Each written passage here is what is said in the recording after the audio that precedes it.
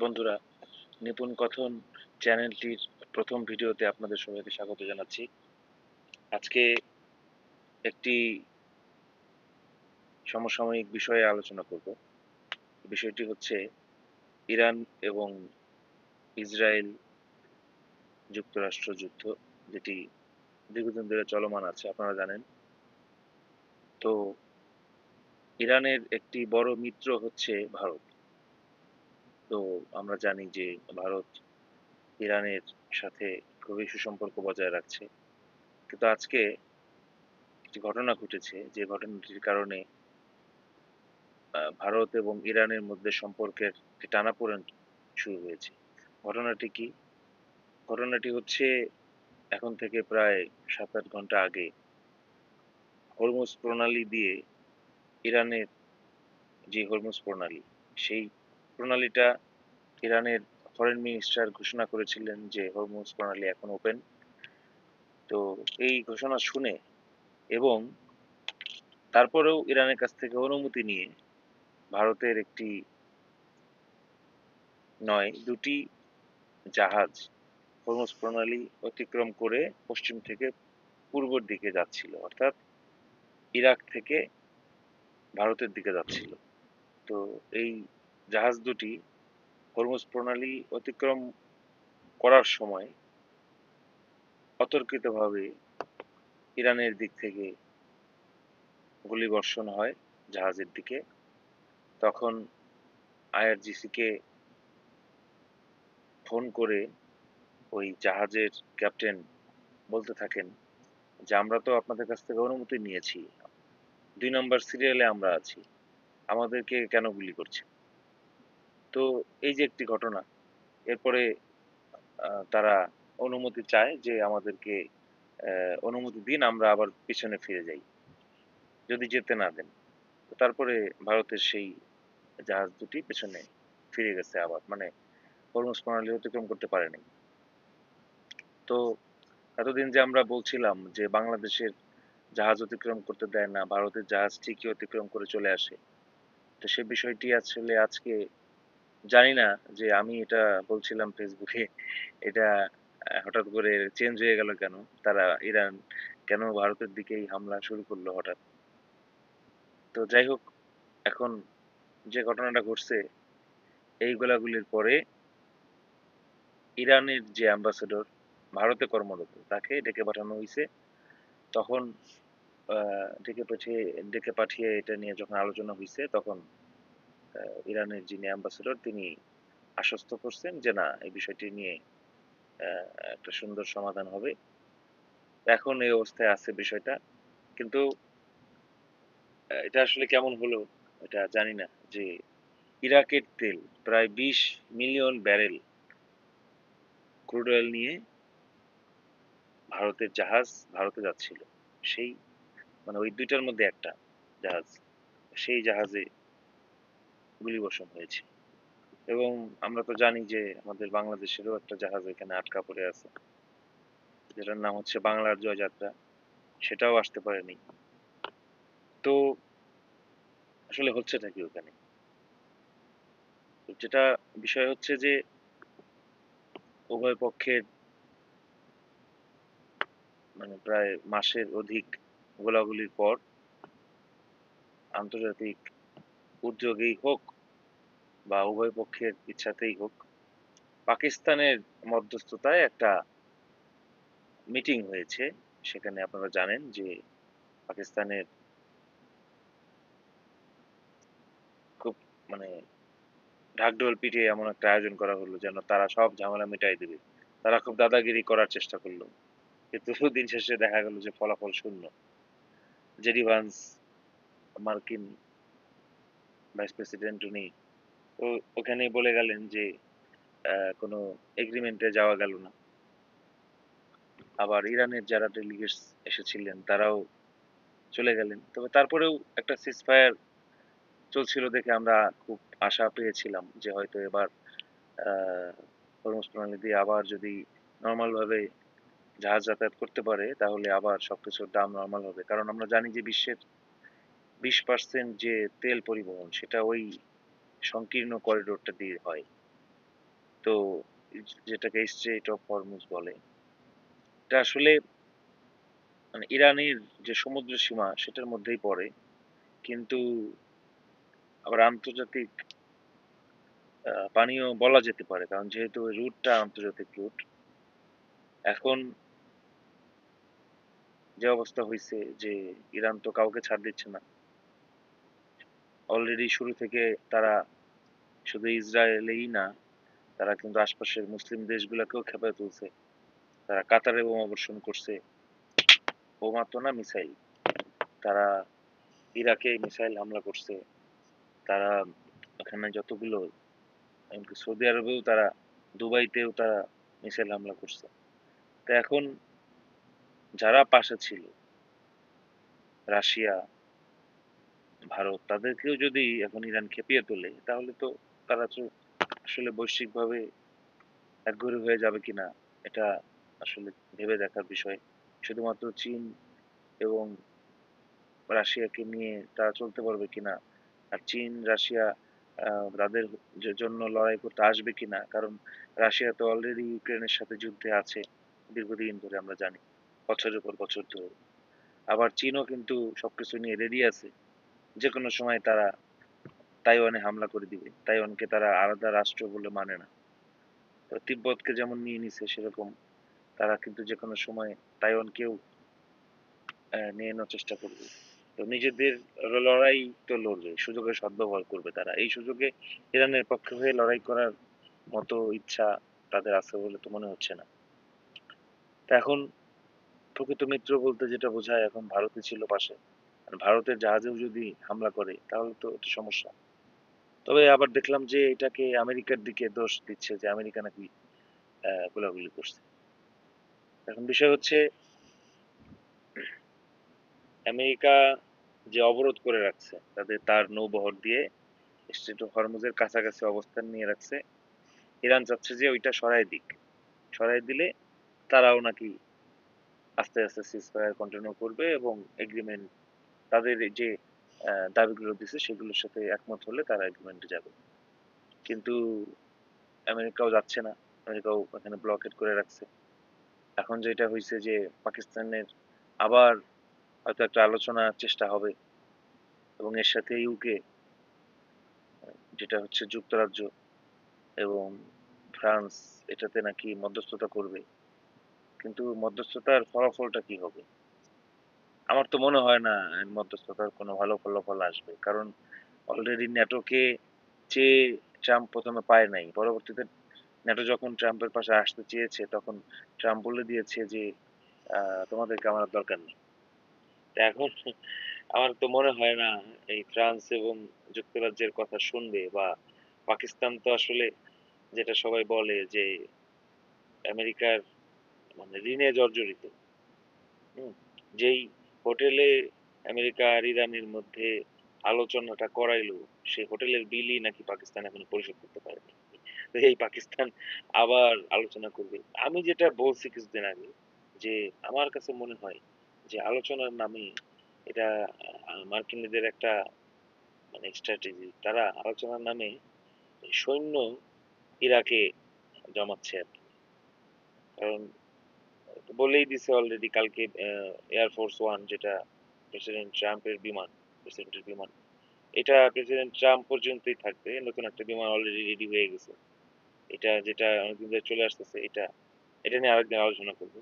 তো সেখানে সাংবাদিকদের প্রেসিডেন্ট ট্রাম্প বলেছেন যে তিনি হয়তো, যেটা বলে যে ল্যান্ড ইনভেড করবেন, মানে ইরাক দিয়ে ইরানের মাটিতে সরাসরি সৈন্য পাঠিয়ে আহ, ইরানের যে রেজিম, খামেনি চলে যাওয়ার পরেও তার ছেলে যে আছে, রেজিম চালিয়ে যাচ্ছে, যেটা ইসলামী শরিয়া রেজিম, সেটাকে শেষ না করে ছাড়বেন না। তো এই আলোচনার মানে ধোয়া তুলে এই সুযোগে তারা সৈন্য জড়ো করছে কিনা ইরাকে, সেটা আমার মনে হয় ইরানের নজরদারি এটা করা উচিত। সবচেয়ে বড় কথা হচ্ছে এর জন্য তারা প্রস্তুত কিনা। যদিও তারা এর আগে অনেক কিছু বলছে যে তারা প্রস্তুত, প্রত্যেকটা মানুষ জীবন দিতে প্রস্তুত, কিন্তু আমেরিকা তো একটা বড় শক্তি। আর একবার আমেরিকা যুদ্ধে জড়াইলে তখন ন্যাটোকে যুদ্ধে বাধ্য হয়ে জড়াইতে হবে। তখন দেখা যাবে তুরস্ক এসেও জড়ায় যেতে পারে, যতই সে এরদোয়ান নিজেকে আহ, আধুনিক মুসলিম বিশ্বের রাজা বলে মনে করুক না কেন। উনি তখন কিন্তু ন্যাটোর সদস্য হলে, যেহেতু তারা আছে, বের হয়ে যাওয়ার অথবা যুদ্ধে অংশগ্রহণ করা হয়তো উপায় থাকবে না, যদি ন্যাটো পর্যন্ত যাওয়া লাগে। আমার মনে হয় না ন্যাটো পর্যন্ত যাওয়া লাগবে, যদিও ইরান অনেক ভালো যুদ্ধ করতেছে, দীর্ঘদিন ধরে যুদ্ধ চালাই যাচ্ছে, কিন্তু এই আমেরিকা কিন্তু জাপানের মতো পারমাণবিক বোমা ফেলারও পরিকল্পনা করছে। ডুমসডে প্ল্যান কিন্তু আশপাশ দিয়ে এখনো আছে, কিন্তু এটা এই জামানায় আসলে অনেক এটা সমালোচনা হবে। এবং ট্রাম্প তো আসলে সংবিধান চেঞ্জ করে আরো এক দুই দফা প্রেসিডেন্ট থাকতে চান। উনি এখনো ফিট, বাইডেনের মতো অসুস্থ না। তো উনি নিশ্চয়ই চাবেন না যে এরকম একটা কিছু করে একটা বিতর্ক সৃষ্টি করতে, কারণ আমেরিকা তো গণতন্ত্রের দেশ। অলরেডি যুদ্ধ শুরু করার পরেই কিন্তু এক দফা ভোটও হয়েছে যে এই ট্রাম্প যুদ্ধটা চালিয়ে যেতে পারবেন কিনা। সেখানে ট্রাম্প জয়ী হয়েছেন বলে যুদ্ধ চালিয়ে যেতে পারছেন। তো যাই হোক, এখন ট্রাম্প কিন্তু অলরেডি বলেছেন যে হয়তো আবার বোম ফেলা শুরু করতে পারেন তিনি। এখন অবস্থা যেদিকে যাচ্ছে যে ইরান তার মিত্রদের উপরও হামলা করছে। ভারত যে কিনা কিছুদিন আগেও ইরানে চিকিৎসা সামগ্রী পাঠাইলো, ওষুধ পাঠাইলো, আবার আহ, ভারতের উদ্বৃত্ত যে ফসল, নতুন ফসল তোলার আগে উদ্বৃত্ত ফসল গুলো বন্ধুদের মাঝে বিলিয়ে দেওয়ার চিন্তা ভাবনা তাদের মধ্যে আছে। তার মধ্যে টপ প্রায়োরিটি হচ্ছে ইরান। ইরানের মানুষ খাবারের কষ্টে আছে, এবং ভারত যে তাদের বাসমতি, বিশ্বের প্রায় 80% জানা মতে যে চালের বাজার সেটা হচ্ছে ভারতের। এই বাসমতি চাল তারা আহ, ইরানের বন্ধুদের দিতে চাচ্ছে। এবং ইরানের তেলও তো ভারত কিনলো কিছুদিন আগে। এর আগে গোপনে কিনতো রাশিয়ার মাধ্যমে, যেটা আমরা জানতাম যে স্থলপথে ইরান থেকে রাশিয়ায় যেত, রাশিয়া থেকে আবার সেটা জাহাজেই হোক বা অন্য অন্য পথে হোক সেটা ভারত কিনতো। অবশ্যই ভারতের লাভ আছে, কম দামে পাচ্ছে। আবার ওই দেশগুলোরও তো লাভ, কারণ রাশিয়া যদি বিক্রি করতে না পারে, ইনকাম না করে, তো তেল বিক্রি করেই তো ইনকাম, আরো ইনকাম আছে, কিন্তু এটি তো আসলে নেই। ইরানেরও তো তাই। তাহলে ড্রোন বানাবে কিভাবে, মিসাইল বানাবে কিভাবে, যুদ্ধে খরচ যোগাবে কোথা থেকে? তাহলে যে বন্ধু কিনে আহ, তাদেরকে সাপোর্ট দিচ্ছে, সেই বন্ধুর জাহাজেই যদি গুলি করে, তাহলে তো আসলে বন্ধুহীন হয়ে যাচ্ছে আসলে দিন দিন ইরান। এটার পরিণতি কি হবে সেটা জানি না, সেটা হয়তো তারাই ভালো জানবে। তো এই হচ্ছে পরিস্থিতি।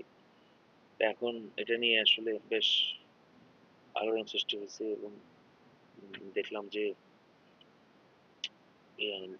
ইন্ডিয়ান যে সেনাবাহিনী, তারা বেশ ধৈর্যের পরিচয় দিচ্ছে। তারা এখনো পর্যন্ত কোনো রিয়েক্ট করেনি। তারা মানে অফিসিয়াল ভাবে এটা প্রতিবাদ জানিয়েছে ওদের উপর জাহাজে গুলি করার বিষয়ে। এখন কি বা করতে পারে? এটা তো কার্গো জাহাজ, এটা তো আর কোনো যুদ্ধ জাহাজ না। কার্গো জাহাজ কি আর করতে পারে? কার্গো জাহাজ তো স্যারেন্ডারই করতে পারে এবং তাদের নির্দেশ ছাড়াতে পারতে পারে না। এখন জানি না ইরান আসলে হরমুজ প্রণালী কতদিন দখলে রাখতে পারবে, কিন্তু অবস্থা যেদিকে যাচ্ছে, ট্রাম্প তো এক কথার মানুষ এবং একটু আমরা জানি পাগলাটে মানুষ, একরোখা টাইপের মানুষ, যা বলেন তা করেন। এবং পেছনে তো ইসরায়েলের প্রধানমন্ত্রী বেঞ্জামিন নেতানিয়াহু আছেন, যিনি ট্রাম্পকে বারবার প্রশংসা করছেন, তাকে তার নেতৃত্বের উপর ভরসা রাখছেন, তাকে প্রশংসা করছেন। ট্রাম্পও তার সাথে একমত। তো আগুনে সলতে দেওয়ার লোকেরও অভাব নাই, আর জ্বলতে চাওয়ার বা বিস্ফোরিত হওয়ার ইচ্ছা সম্পন্ন নেতারও অভাব নেই। তো এখন কোন দিকে যে দেশের পরিস্থিতি, বিশ্বের পরিস্থিতি যায় বলা যাচ্ছে না। অলরেডি দেশে তেলের দাম বাড়ায় দিল। তো এতদিন তেল পাওয়া যাচ্ছিল না, এখন নিশ্চয়ই তেল পাওয়া যাবে। এখন যেই গুদামজাত করা ছিল সেগুলো মালিকরা দেখলাম ধন্যবাদ দিচ্ছে। মালিকদের কাছে আসলে এখন জানি না যে কি এটা কি হলো। তেল বাড়লো, এখন নিশ্চয়ই তেল পাওয়া যাবে, কিন্তু সবকিছুর দাম তো বেড়ে যাবে। আর সবকিছুর দাম যখন বেড়ে যাবে, 2015 সালের পরে তো আর এই 11 বছরে সরকারি চাকরিজীবীদেরই কোনো পে স্কেল হয়নি। তো যারা সরকারি চাকরি করে এবং সততার সাথে জীবিকা নির্বাহ করে, যারা শুধু বেতনের উপর ভরসা করে চলে, তারা কিভাবে চলবে? তাহলে তো নীতি বিসর্জন দিতে হবে, হয় ঘুষ খেতে হবে, নাহলে ব্যবসা করতে হবে, না হলে বিনিয়োগ করতে হবে। অধিকাংশ যেটা করে, ম্যাক্সিমামই করে, হয়তো দুই একজন আমার মতো যারা করে।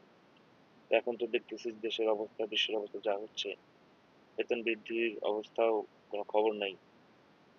এদিকে তেলের দাম বাড়ায় দিলে সবকিছুর দাম কালকে থেকে বেড়ে যাবে। তারপরে তো বৈশ্বিক পরিস্থিতি আরো খারাপ দিকে যাচ্ছে, যুদ্ধ লেগে যাবে, আবার এটা নিশ্চিত স্থল যুদ্ধ হবে। ভেনেজুয়েলা যেমন হলো, ইরাকে যেরকম হয়েছিল, ইরাকে একদম মাটি খুঁড়ে বের করছিল সাদ্দাম হোসেনকে, ওইরকম দেখা যাবে খামেনি পুত্রকেও বের করবে। আবার খামেনি নিজে মরেছে কিনা সেটা নিয়েও তো সন্দেহ আছে। এমন হতে পারে যে উনি মরেন নাই, ওনার তো যেহেতু লাশ প্রকাশিত হয়নি, বা এখনো পর্যন্ত ওনার দাফন বা শেষকৃত্য এগুলো কি অথেন্টিক হয়েছে কিনা উনি জানেনি। তো উনিও জীবিত থাকতে পারেন। তো হয়তো এ কারণেই এখন স্থল ইনভেড যাচ্ছে যাচ্ছে এবং সেটা অবাক করার ব্যাপার যে ইরান এখনো যুদ্ধ চালিয়ে যাচ্ছে। এটা আসলে কেউই ভাবে নাই যে আমেরিকা ইসরায়েলের মতো পরাশক্তির বিরুদ্ধে এতদিন যুদ্ধ চালায় যেতে পারবে ইরান। ইরান আসলে দীর্ঘদিন ধরেই প্রস্তুতি নিচ্ছিল এবং তাদের মিসাইল এবং ড্রোন আসলেই অনেক উন্নত মানের, যার কারণে তারা এখনো যুদ্ধ চালিয়ে যেতে পারছে।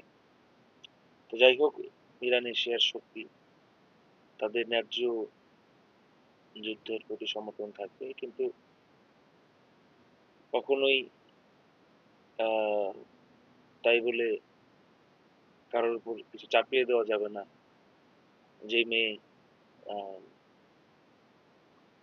চুলের জাস্ট ঘোমটার বাইরে একটু চুল বের হয়ে গেল আর তারে মৃত্যুদণ্ড দিতে হবে, এটা আসলে কোনোভাবে মেনে নেওয়া যায় না। তো সব মিলে ইরানের জনগণই ঠিক করবে ইরান কোন পথে চলবে, কিভাবে চলবে। আর যেহেতু আমেরিকা, ইসরায়েল, তাদেরও একটা কথা আছে যে এই রেজিম যদি থাকে এরা, তো হিজবুল্লাহ বা তাদের বিভিন্ন প্রক্সি গ্রুপ যাদেরকে বলে, তারা তাদেরকে দিয়ে ইসরায়েলে হামলা করতেই থাকবে। আর ইসরায়েলে হামলা করা মানে আমেরিকায় হামলা করা, যেহেতু তাদের বিভিন্নভাবে তাদের স্বার্থ জড়িত, তারা ক্লোজ এলাই, সেই হিসেবে যুদ্ধ দীর্ঘমেয়াদী হবে বলেই মনে হচ্ছে। আর যদি দীর্ঘমেয়াদী ট্রাম্প করতে না চান, তাহলে তিনি ধুমধাম বম টম মেরে শেষ করে দিতে পারেন। সেই তখন ইরানও থেমে থাকবে না, ইরানও বিভিন্ন দিকে তাদের মিসাইল গুলো মারবে। আমি জানি না মিসাইল একটা আমাদের এদিকে এসে পড়ে কিনা। অলরেডি ইন্ডিয়ায় যেহেতু, ইন্ডিয়ার জাহাজ যেহেতু গুলি করছে, মিসাইলও মেরে দেয় কিনা, আমরা তো পেটের মধ্যে, আমাদের কি হবে তা জানি না। ঠিক আছে, এই হচ্ছে ব্যাপার। আজকের মতো আলোচনা এখানেই শেষ করি। আহ, ভুল ত্রুটি থাকলে ধরিয়ে দিবেন। আর আপনাদের কি মনে হচ্ছে এখন এই যুদ্ধের সমাপ্তি টানার উপায় কি, বা আপনারা সমাধানটা কি দেখছেন? আপনাদের কি মনে হয় যে পাকিস্তান পারবে এই দুই বৈরী দেশ জোটকে একটি এগ্রিমেন্টে আনতে, যে তারা আর যুদ্ধ করবে না? সিজ ফায়ার কার্যকর করতে কি পারবে? এটা কি পাকিস্তানের পক্ষে সম্ভব? আর আরেকটা প্রশ্ন হচ্ছে যে ইরানের এই রেজিম, এরা যা করছে এই কার্যক্রমকে সমর্থন করেন কিনা, এবং ইসরায়েল আমেরিকা যে হামলাটা করলো ইরানের উপর সেটাকে সমর্থন করেন কিনা? এই প্রশ্নগুলোর জবাব কমেন্ট বক্সে দিবেন। ধন্যবাদ।